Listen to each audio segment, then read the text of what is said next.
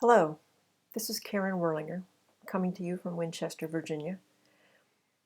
As many of you probably know, the Golden Crown Literary Society had to cancel this year's conference in Albuquerque, New Mexico.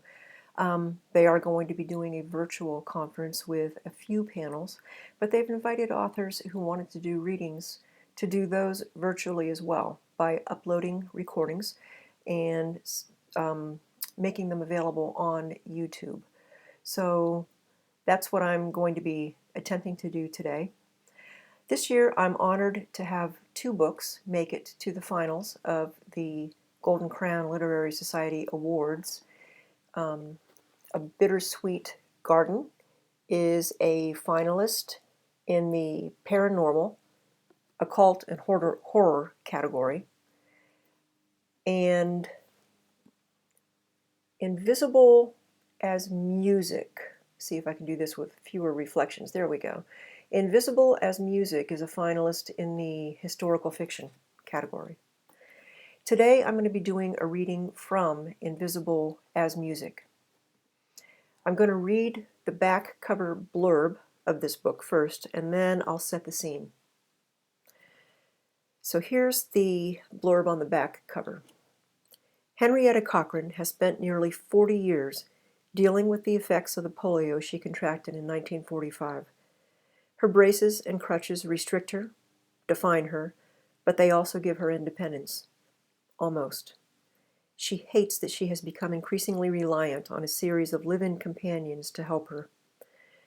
For some reason, the companions never seem to want to stay very long, so Henrietta retreats further and further into her art, where her physical limitations don't matter. Into her life sails Meryn Fleming, outspoken, and fiercely political. She's young, enthusiastically diving into her first job as a history professor at the local college. When she falls, almost literally, into Henrietta's path, she seems like a godsend. Little does Henrietta know that this young woman is about to upend her carefully structured existence.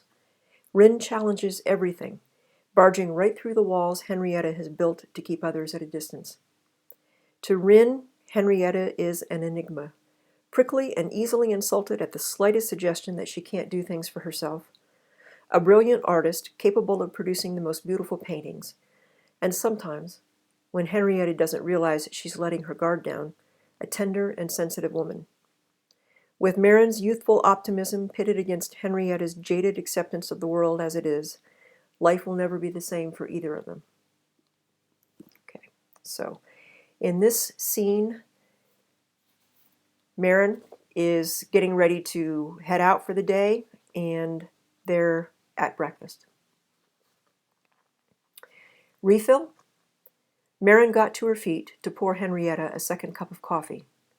She claimed she found the aroma of coffee enticing, but insisted she couldn't stand the taste.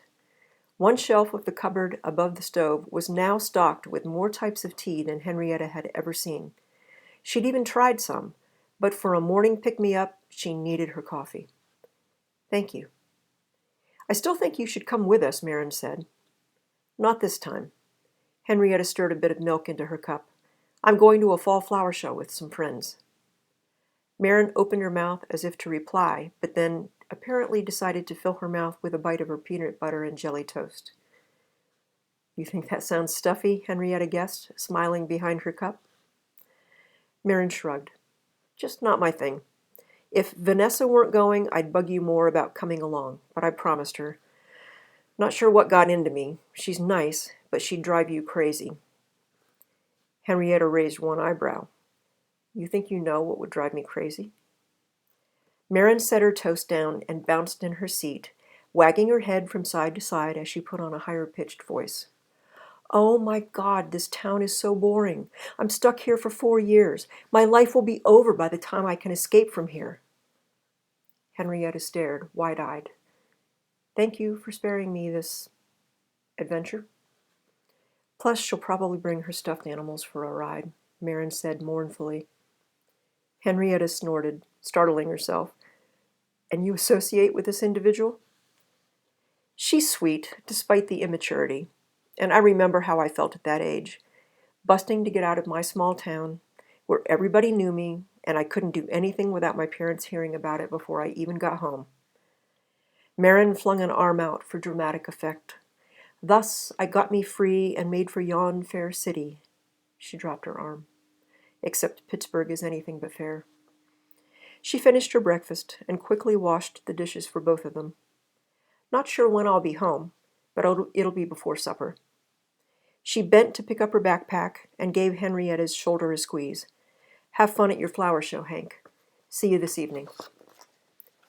The door banged shut behind her, but Henrietta sat like a statue, her shoulder throbbing as if it had been burned. No one touched her, ever. The last person who had been her doctor, listening to her lungs last spring when she'd caught a cold. This is dangerous. Why are you allowing this to happen? Things had been so much better in the couple of weeks since this girl moved in. Meryn kept her door partially open in case Henrietta called out for her in the night, so that Henrietta was actually sleeping through the nights. She'd left little thank you notes in her wing of the house on Wednesdays, notes that delighted Bonnie and shamed Henrietta, who had never thought to do something so whimsical and kind. She called Henrietta from her office to see what she was in the mood for supper, in case she needed to pick something up at the market on her way home. Home. She called this house home. None of Henrietta's other companions had ever done that. To them, this position had clearly been a job. Though Henrietta had never realized it, that arrangement had left her with an underlying feeling that she had to treat them as employees in order to not feel indebted. But when she tried to think of Meryn that way, the image just swirled away, like a dab of watercolor dropped into a bowl of water. The same way the girl was wriggling her way into Henrietta's life, tinting what had been nothing but black and white and shades of gray, bringing bursts of color and joy. It was already difficult to remember what things had been like before she was here. What happens when she leaves? You know she will. They all do. Henrietta looked at her watch. Her ride would be here soon. She got to her feet to gather her things. She needed to regain control of the situation. Now, before it was too late.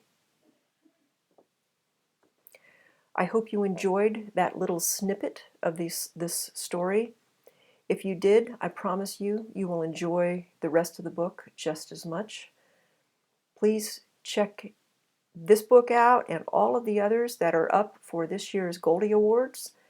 The virtual ceremony on July 11th is open to everybody this year, and I think the time is 4 p.m. Eastern Standard Time for the Goldie Awards. Good luck to all of my fellow finalists, and hopefully we'll all see each other in person next year in Orlando. Bye.